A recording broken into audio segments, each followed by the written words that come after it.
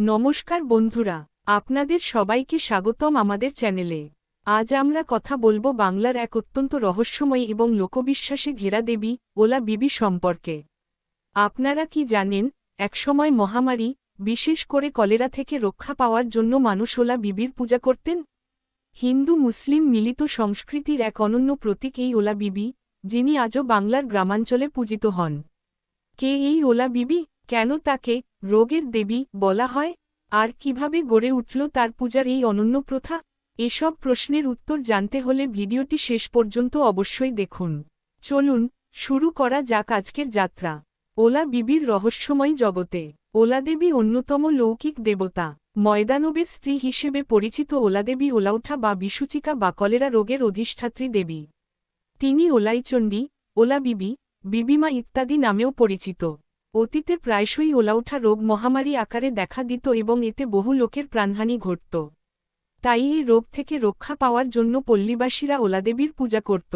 ওলাদেবী অসাম্প্রদায়িক দেবতা অর্থাৎ ধর্ম বর্ণ নির্বিশেষে এর পূজা করা হতো। তবে দেবীর মূর্তি ও পূজা পদ্ধতিতে কিছুটা পার্থক্য ঘটত। হিন্দু প্রধান অঞ্চলে এর আকৃতি হতো লক্ষ্মী সরস্বতীর মতো, গায়ের রং গাঢ় হলুদ বর্ণ, হাত দুটি প্রসারিত, কখনো দণ্ডায়মান, কখনো বা শিশু সন্তান ক্রোড়ে নিয়ে আসনে উপবিষ্টা, পরনে সাধারণত নীল শাড়ি এবং সর্বাঙ্গে নানা প্রকার অলঙ্কার। এর কোনো বাহন নেই। মুসলমান প্রধান অঞ্চলে ওলাদেবীর আকৃতি ও পোশাকে ভিন্নতা লক্ষণীয়। সেখানে এর মূর্তি অভিজাত ঘরের কোনো সুন্দরী কিশোরীর মতো, পরনে পিরান, পাজামা, টুপি, ওড়না এবং গায়ে নানা প্রকার অলঙ্কার। এছাড়া পায়ে থাকে নাগরা জুতা এবং কখনো কখনো মোজাও। এর এক হাতে থাকে আশাদণ্ড যা দিয়ে ভক্তের মুশকিল আসান করেন। ওলাদেবীর পূজা এককভাবেও হয়, আবার ঝোলা বিবি, আজগই বিবি, চাঁদ বিবি, বাহর বিবি, ঝেটুনে বিবি ও আসান বিবি এ ৬ জনের সঙ্গে একত্রেও হয়। এদের একত্রে বলা হয় ৭ বিবি।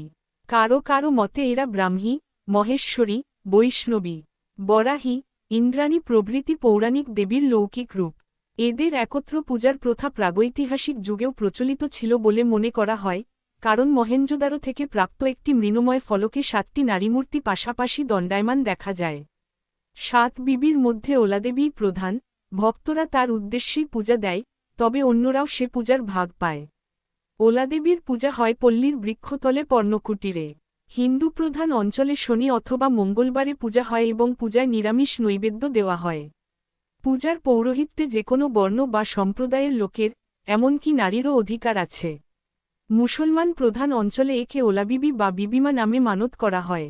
হারি বা ডোম প্রধান অঞ্চলে তারাই পৌরোহিত্য করে এবং সেখানে তাদেরই অগ্রাধিকার থাকে। ওলাদেবীর পূজা ৩ রকম। শনিবার ও মঙ্গলবার অনাড়ম্বরে যে পূজা হয় তা বারের পূজা নামে পরিচিত। কারো মানত উপলক্ষে সামান্য আড়ম্বরের সঙ্গে যে কোনো সময় এর পূজা অনুষ্ঠিত হতে পারে।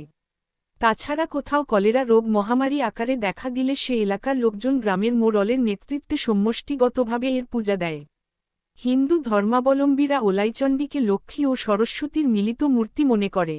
তার গায়ের রং গাঢ় হলুদ। তার মাথায় থাকে মস্তকা বরণী, গলায় গলবস্ত্র ও গয়না। তিনি নীল শাড়ি ও গয়না পরে থাকেন।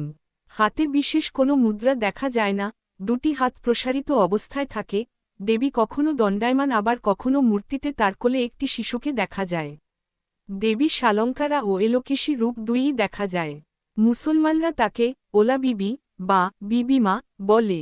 এই নামটি এসেছে বিবির গান আখ্যান থেকে।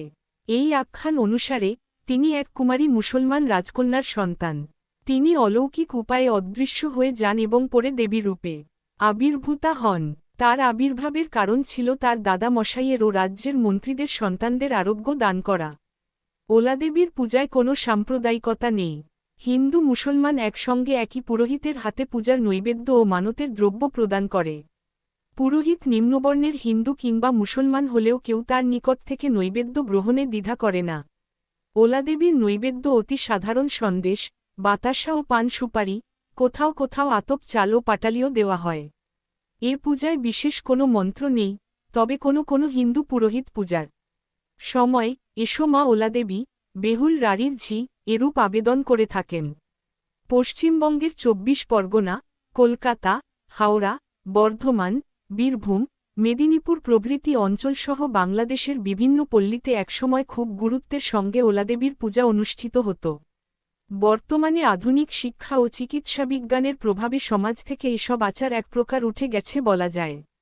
আজকের এই ভিডিওতে আমরা জানলাম ওলা বিবির ইতিহাস, বিশ্বাস এবং লোকসংস্কৃতিতে তার গুরুত্ব।